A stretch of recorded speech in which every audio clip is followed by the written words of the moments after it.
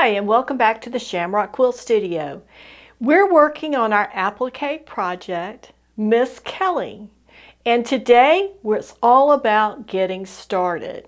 First of all, in our last video, I ran through all the fabrics with you and talked about what these fabrics were, what colors they were, the different manufacturers, and at the end of the video, I told you that I was going to be pre-washing my fabrics. Well, I did that this week to get ready to get started. And I was very surprised because I really thought this deep purple fabric would be the offender with getting the most dye to come out of it. In reality, it was this piece. Now, we didn't talk about this piece specifically in the video before. This is a fat quarter that I purchased for another project, and I thought that it would be a good fit to use as the vase in this applique project, Miss Kelly, that we're working on, because it was similar to the teal that we're using, but not exactly the same. And because it has a little floral pattern, a little square floral pattern, to me that looked like it could be a vase. In the original pattern, or the picture of the pattern, the fabric they used was a multicolor floral. I didn't find anything like that when I went shopping, so I made the election to go with a more of a solid. So this is almost a solid, but it's got a little blue on blue pattern there, so I thought that would be a good choice. And as we get into this project and we put this on with the other fabrics, if it doesn't work because of the way it's structured, we can always go back and flip this fabric out for another one. But this is the one that bled like crazy.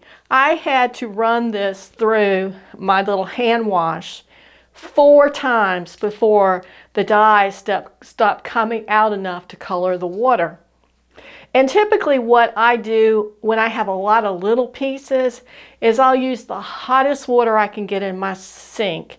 And usually that runs about 120 degrees because we keep our water heater fairly high.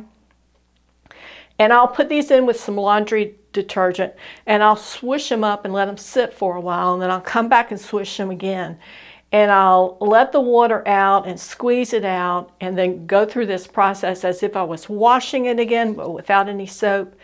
And I'll do that until they come out. There's no evidence of any soap in the water, and any dye that's coming off the fabric has gotten to a very, very pale color in the sink. You're probably always going to have a little bit of dye coming off your fabrics, but you don't want it to be so much that if it attaches itself to the white fabric that you're going to be able to tell. So this was the biggest offender, and the second biggest offender was this bright orange.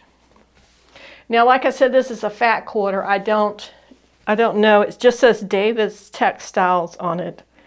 It doesn't give me any other information, and this is probably about 5 or 6 years old. Now the orange, I don't have my notes with me, but I think the orange was a So Classic fabric. I'd have to go back and check to be sure. And if you check the notes in the introduction video for this project, it will give you the actual manufacturer and product number, color and product number for this. I think it's solid orange. So that's where we are with the fabrics. They are all washed. They've been washed. They were dried in the tumble dryer because I like it if it's going to shrink. If I'm going to wash them, I'm going to wash all of it. And I want them all to shrink as much as they're going to shrink.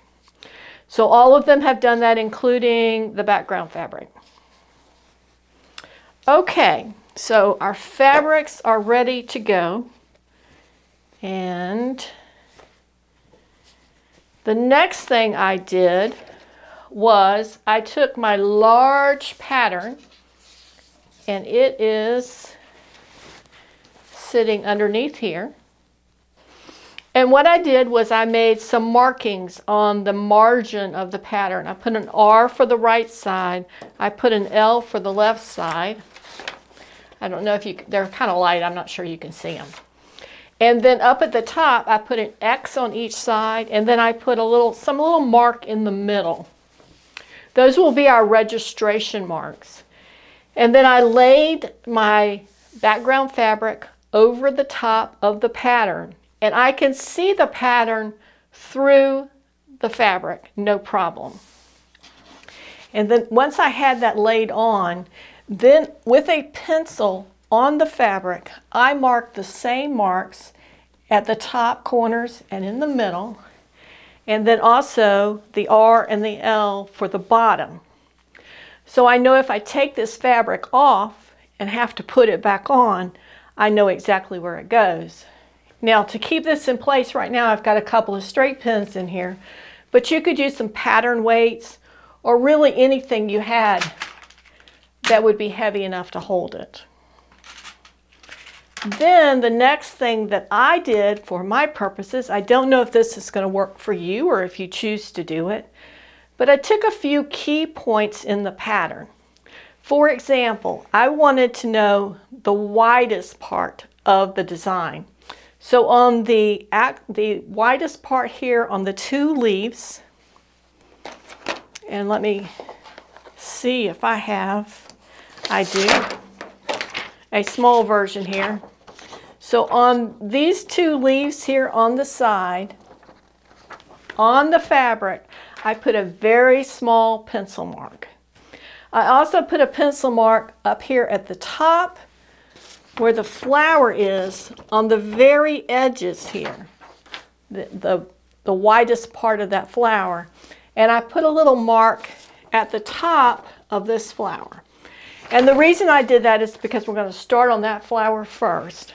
And that allows me, once I get my pieces together and the fabric turned under, that I will be able to place those on here.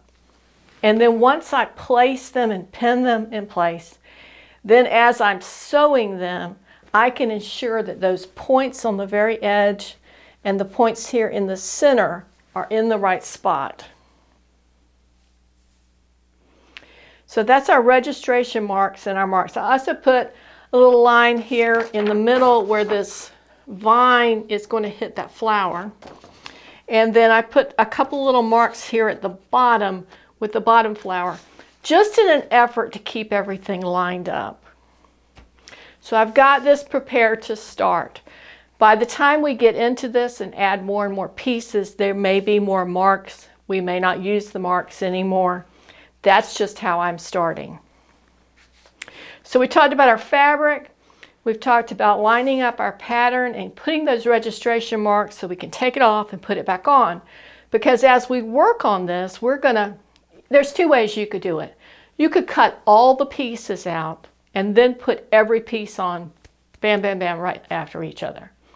I'm going to be doing this in sections, so I'm going to be doing the flower first. So I've got this marked. I'm going to make the pieces and the templates for the flower and do that. And then I'm going to move to the next. The reason I'm choosing to do it that way is because inevitably I'm going to learn something in this process that makes it easier for me. And I want to take advantage of those things I learn as I do more, excuse me, more pieces along in this pattern. So after I got that done, my next step is to start making templates. And I use the template material that we talked about. This is a heat-proof template. And what I did was I simply laid it on top of this fabric and pattern. And because I can see through the fabric, I can also see it through the mylar. This is translucent, and it is transparent enough that you can see the marks. So I was able to lay it right on top of this and mark some of the pieces. And I've got some close-ups I want to show you of that. Now, I didn't mark the whole flower. I marked the right side of the flower, because what I determined is by flipping it over, the left side is, if not identical, so close that we can use that same template on each side. And then I proceeded to add some other pieces into those 4 for the flower that fit in the space allotted. I'm trying to be very economical on how I use this mylar, get as many pieces out of each sheet as I can, because at some point I'm going to mess one up and need to make another one. So that's where we are. I've got the pieces for the flower petals done. I've got the pieces for the base of the flower. I don't remember my botany. Is that botany? Horticulture. To tell you what that's called, but it's a little triangle piece on the bottom of the flower. So I've got that, and then I've got a couple other things that fit within that area of the template. Whoops, can't hold that like that. But I think you'll see that, and some of the close-ups should help you with that.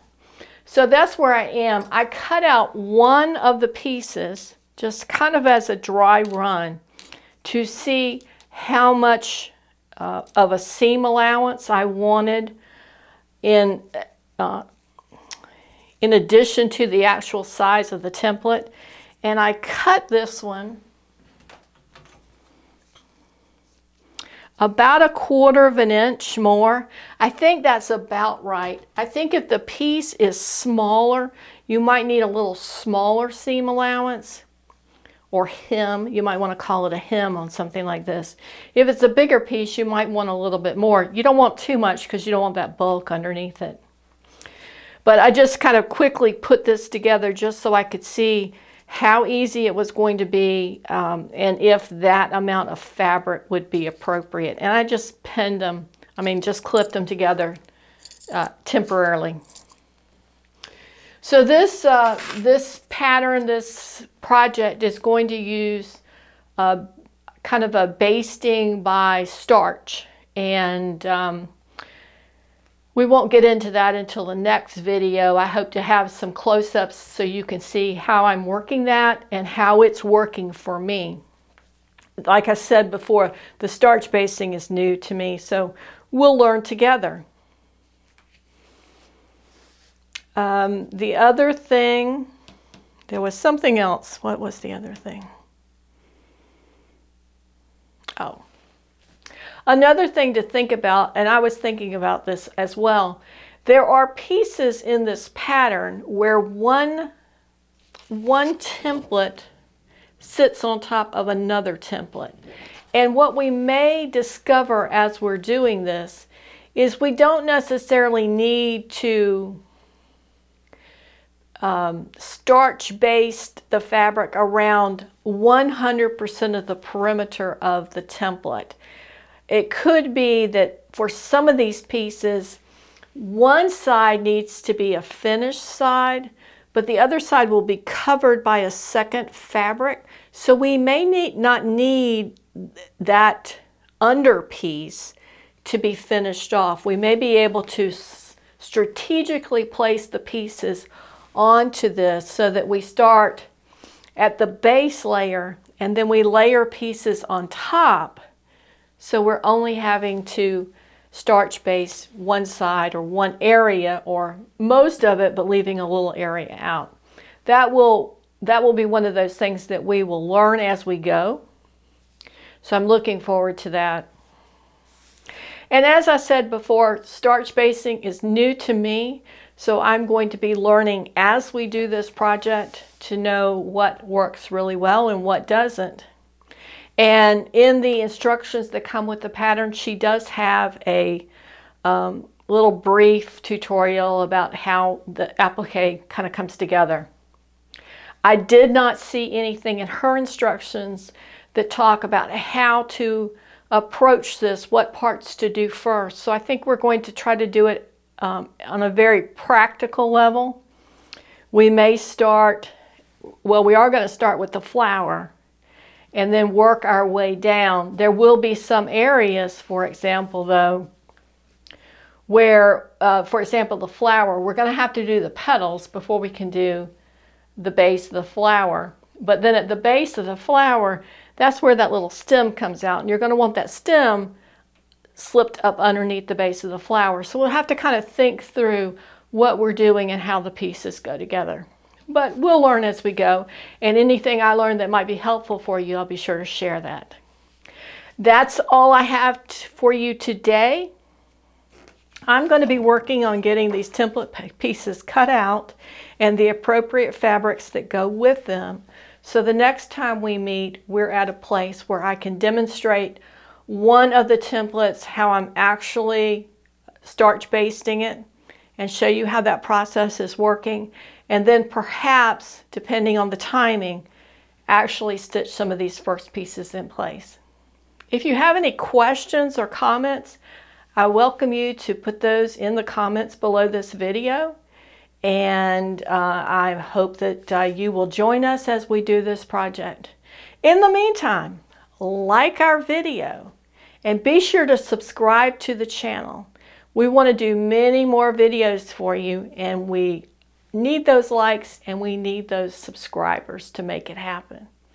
We'll see you next time back here at the Shamrock Quilt Studio.